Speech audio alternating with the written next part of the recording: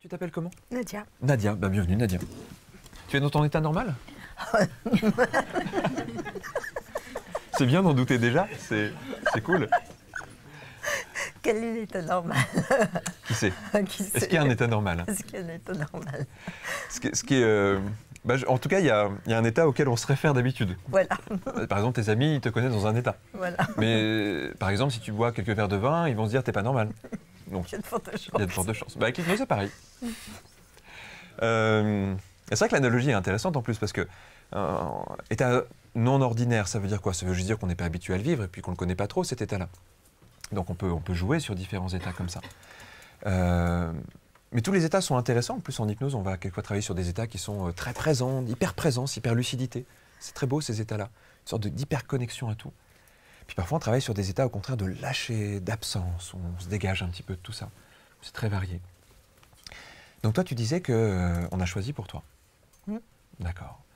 Et ça s'est passé vers quel âge, ça, à peu près? Tu saurais dire ou...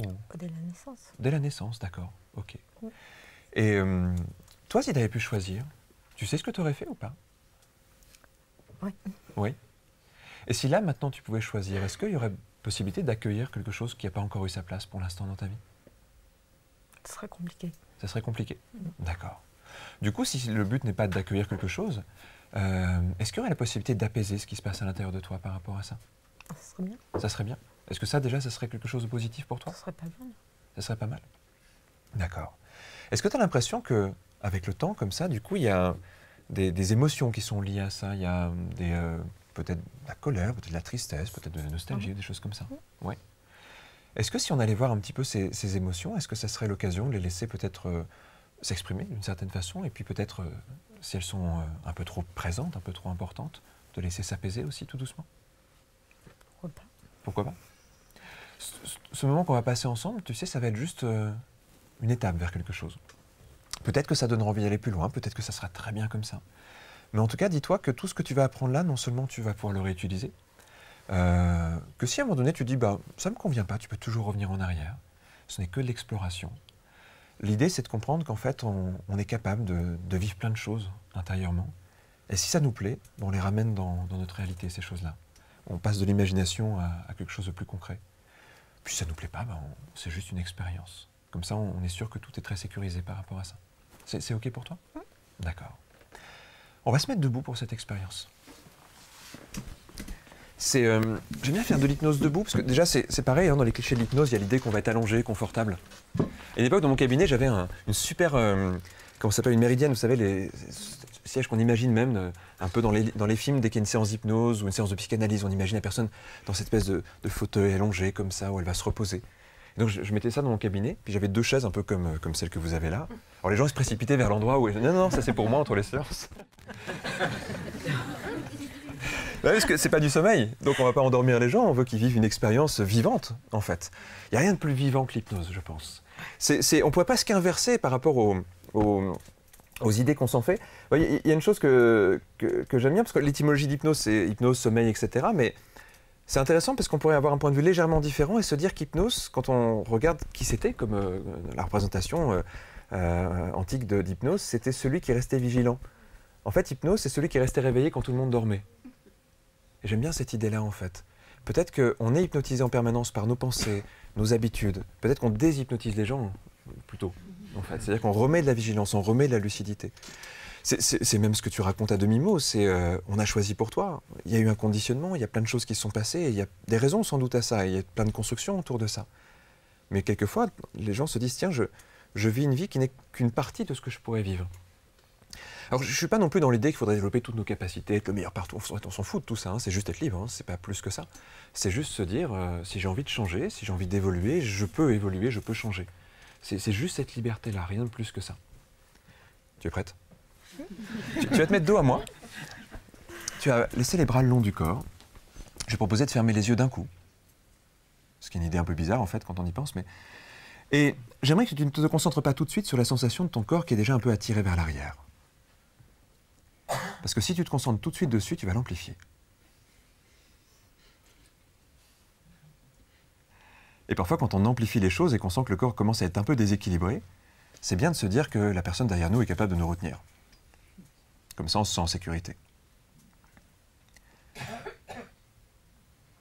Puis quand le corps commence à osciller un peu plus généreusement, comme ça, souvent on a vraiment la sensation qu'il devient un peu plus raide, comme si, au moment où il bascule, c'est tout qui est raide des pieds à la tête. Comme ça. Puis je te remets vers le centre pour que tu retrouves un bon équilibre. Et c'est comme un entraînement, tu sais, tout ça. Le corps va à nouveau être attiré vers l'arrière et tu vas voir que la deuxième fois, on ressent encore plus facilement les choses parce que ça s'amplifie naturellement. Et quand on rentre dans l'expérience, ça devient très agréable. Puis je vais te remettre un peu au centre, comme si une dernière fois, il y avait besoin d'aller sentir comment ça se fait tout seul, tout ça. C'est juste se sentir prêt, disponible, pour vivre quelque chose qui est un peu différent de ce qu'on connaît. Et l'état d'hypnose commence. Et tu peux te sentir bien retenu et bien en sécurité. Ça va commencer par une simple expérience onirique. Dans quelques instants, tu vas avoir l'impression de t'envoler. Et ça peut être un joyeux rêve, très doux, de légèreté, de bien-être. La sensation que tout le poids s'en va. La sensation de liberté qu'on associe parfois à l'idée de s'envoler. Il y a des gens qui vivent ça comme s'ils devenaient un oiseau, comme si leurs bras devenaient des ailes et comme s'ils pouvaient en profiter pour décoller. Peut-être qu'un jour, il y aura des parquets d'attractions hypnotiques, où les gens, au lieu de faire des tours de grand 8, le feront dans leur esprit. Peut-être qu'un jour, on pourra se dire que tout ceci, ce sont des apprentissages naturels. Qu'on pourrait très bien vivre des expériences, ne plus avoir besoin d'écran pour les vivre, ne plus avoir besoin d'autre chose que notre cerveau pour les vivre, ces expériences. Parce qu'on pourrait très bien mieux connaître notre mémoire et mieux connaître notre concentration, mieux connaître notre imagination et notre capacité d'apprendre. Et ce sont des choses très simples. Et là, c'est simplement connaître cette capacité que tu as à vivre une expérience étonnante, d'envoler, monter, d'élever, prendre de la hauteur. On dit parfois qu'on rentre dans des séances d'hypnose profonde et on a l'impression que ça descend, alors qu'en fait on peut s'élever dans l'état d'hypnose, on peut monter, on peut être dans la légèreté, on peut explorer. Il y a presque une ivresse quand on fait ça, la sensation d'être léger, de se laisser porter comme par des courants. Et ça devient tellement agréable. Parfois ça amène des émotions qui deviennent si plaisantes et si belles que on a l'impression que ça devient presque euphorique. C'est simple, c'est un vrai moment de bien-être à l'intérieur.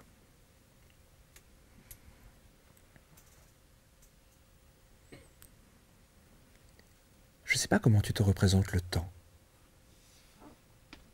Certaines personnes imaginent le temps un peu comme à l'école, une frise, avec des mois et des années. D'autres l'imaginent comme un chemin. Certaines personnes ont une vision plus abstraite encore du temps. Mais la plupart des gens mettent le passé derrière et l'avenir devant. Quand on dit « demain », souvent on regarde vers l'avant, et quand on dit « derrière », parfois on fait un geste avec la main pour indiquer quelque chose qui s'est passé hier, il y a un mois ou il y a un an. Et on dit « c'est derrière moi ». C'est juste une métaphore, tout ça. Mais les métaphores sont utiles parce qu'elles parlent à notre part inconsciente. Cette part-là, elle n'a pas un langage technique. Elle a un langage qui fonctionne par association d'idées, par analogie, par métaphore. Le passé est derrière, et tu vas avoir l'impression de te retourner pour faire face à tout ce que tu as vécu, à tout le chemin parcouru. Et en flottant légèrement dans cette expérience, tu vas tout doucement remonter dans le temps. C'est comme survoler plein de moments de vie, de plus en plus anciens.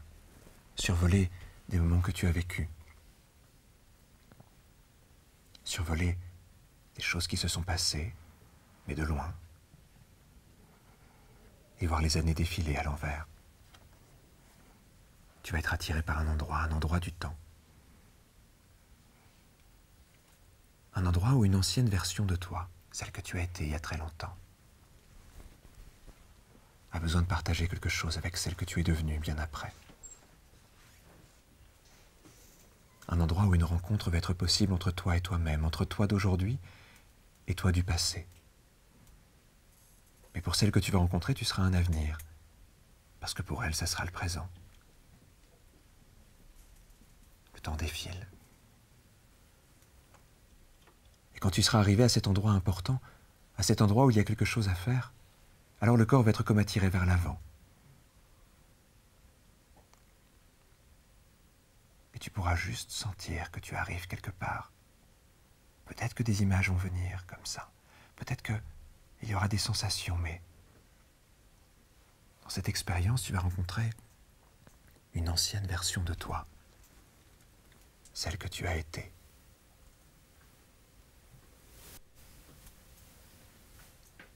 Et j'aimerais que tu ailles la voir. Et toi, tu sais ce qu'elle vit, et tu sais ce qu'elle aimerait, et tu sais ce qu'elle ne sait pas, et tu sais ce qui se passe autour d'elle aussi. Et tu as pris tellement d'expériences depuis. Tu as appris tellement de choses depuis.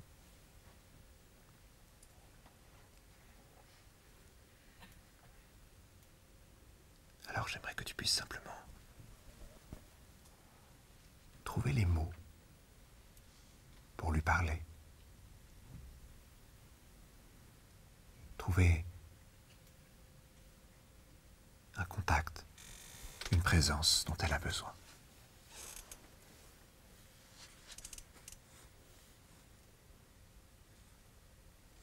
Des mots peuvent venir, des sensations peuvent traverser.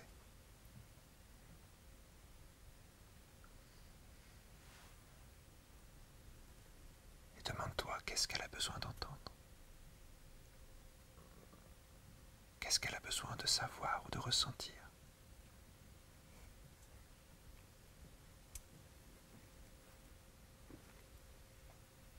Et comment par tout ce que tu es en train de lui apporter, quelque chose peut tout doucement s'ouvrir et s'apaiser pour elle. Et c'est comme quelque chose qui a été contenu depuis si longtemps. Et tu es juste en train d'apprendre, de t'autoriser, de te permettre une expérience dans laquelle certaines émotions, tout doucement à ton rythme,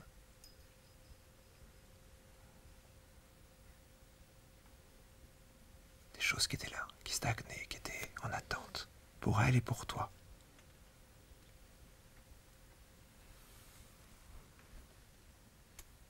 Tout ça passe et tu peux simplement l'accueillir.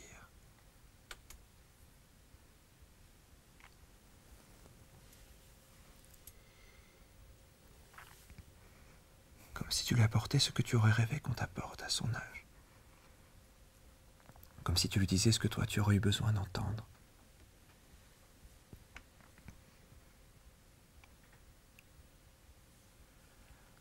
La respiration change. Les sensations du corps sont différentes, comme si quelque chose se libérait à l'intérieur.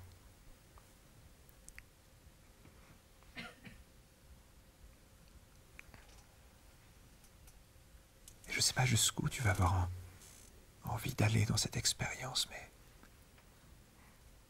tu peux te faire confiance et t'autoriser quelque chose d'important.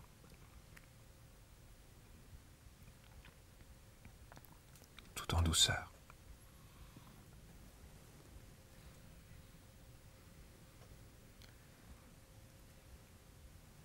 Et à travers le temps, à travers les âges, à travers toutes ces expériences vécues, c'est comme si tout ce que tu apportais à cette ancienne version de toi, tu l'apportais à quelque chose de très profond en toi, quelque chose qui fait partie de ta construction, de ton récit personnel, de ce qui est, de ce qui existe.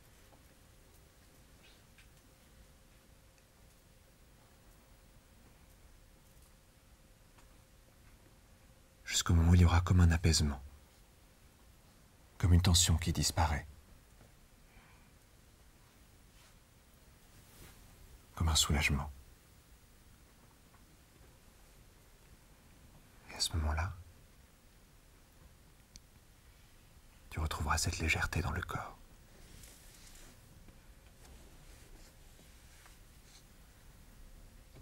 Parfois, on est en deux endroits du temps en même temps, dans deux formes de pensée différentes. Quand cette ancienne toi va mieux, quand elle a été entendue, quand elle a été acceptée, quand elle a pu dire et quand elle a pu recevoir, tu pourrais presque redevenir elle, mais elle transformée, elle avec cette chose en plus, elle avec ce cadeau que tu viens de lui faire. Elle prête à grandir différemment.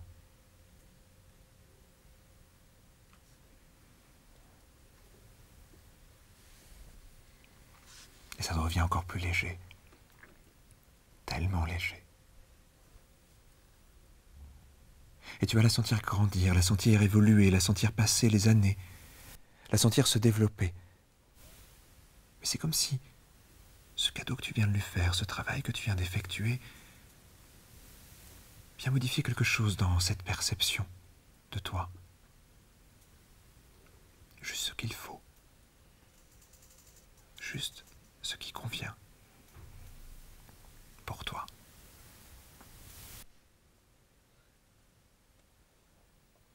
Elle grandit, les années passent. Le temps passe, les mois passent. Puis un jour, un soir, vivre une expérience dans laquelle on se balade dans le temps.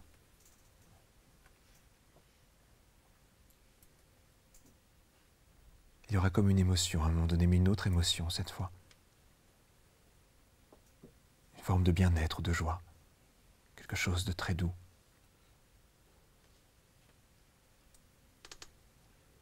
Une autre couleur, une autre lumière mentale, une autre voix à l'intérieur d'autres associations d'idées.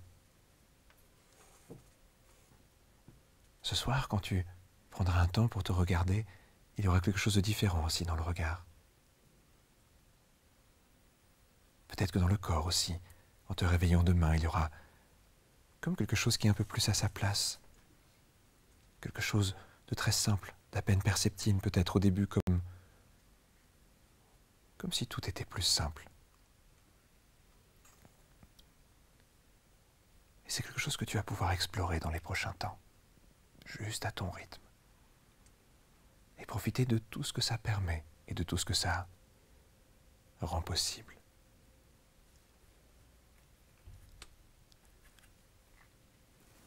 Pour l'instant,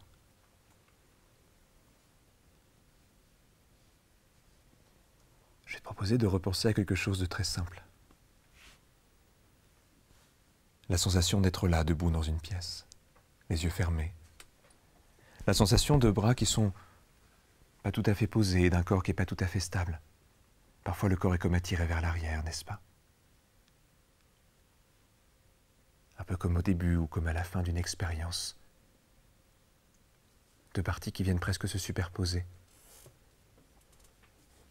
On vit parfois des rêves et ces rêves modifient notre rapport à la réalité. Et je me demande comment cette expérience-là, tu vas la transformer. Ce soir, demain, dans les prochains jours. Quelle est cette personne qui va rouvrir les yeux? À la fois toi et comme après un voyage, comme après un apprentissage. Quelque chose qui est en devenir. Respirer. Et tu peux prendre le temps de retrouver le contact avec les mains et le corps. Et tu peux ressentir et respirer. Revenir tout doucement en présent. Bouger un peu les mains, le visage.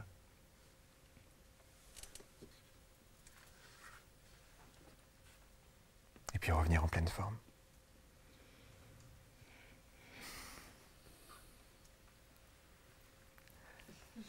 Rebonjour. Je vais te chercher un siège quand même. Tu veux t'asseoir un instant? Comment ça va?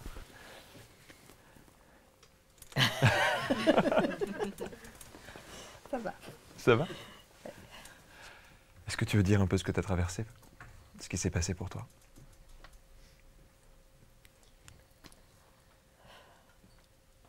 Sûrement t'es très loin. Oui, ça se sentait, oui. Oui. Un bébé que j'ai Bébé? fait. Oui. Et tu sais ce qu'elle avait besoin à cet âge-là? Je pense qu'on avait mieux qu'on lui dise qu'on l'aimait, qu'on avait confiance en elle. Ok. Est-ce que tu as pu lui dire ça? Oui. Ça fait quoi? Qu'est-ce qui se passe en toi? Ça ouvre des perspectives d'avenir. C'est vrai? Super. Tu sais, souvent, tout ça est très symbolique finalement. C'est très symbolique et c'est très simple, mais l'hypnose permet de créer un terrain dans lequel tout ça s'exprime aussi. Et parfois, on a l'impression de faire quelque chose de tout simple, de dire ça à ce qu'on a été il y a très longtemps, à cette personne qu'on a été il y a très longtemps. Mais c'est une signification qui va beaucoup plus loin souvent que ce qu'on fait. Ça touche à toute notre construction quelque part. Et ce qui va être intéressant là dans les prochains temps, c'est que tu te demandes comment ça bouge tout ça à l'intérieur. Tu dis que ça ouvre des perspectives, c'est déjà une très belle façon de le dire, et peut-être que ça va faire naître des envies, des choses très simples hein, quelquefois. Peut-être que ça va faire naître un regard un peu différent sur toi, sur ce qui se passe, peut-être que ça va aussi t'amener à des ressentis qui sont nouveaux. Peut-être plus de place pour toi t'accorder des choses aussi, des choses comme ça. Je ne sais pas si ça te parle, mais... En tout cas, pareil, tiens-moi au courant un petit peu de ce qui vient après. Est-ce que tu peux dire un petit peu comment tu te sens là? Qu'est-ce que c'est, comment le ressenti?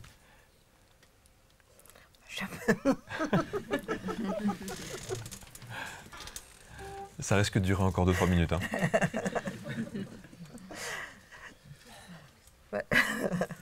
Ok, ça a l'air sympa. Bah écoute, profite bien. Ouais. Après, il y a des fous rires spontanés, hein, quelquefois, ça peut arriver. Ouais. Ça fait du bien. Mais merci beaucoup d'avoir partagé ça en tout cas. Merci. C'était un très beau moment. Merci. Merci.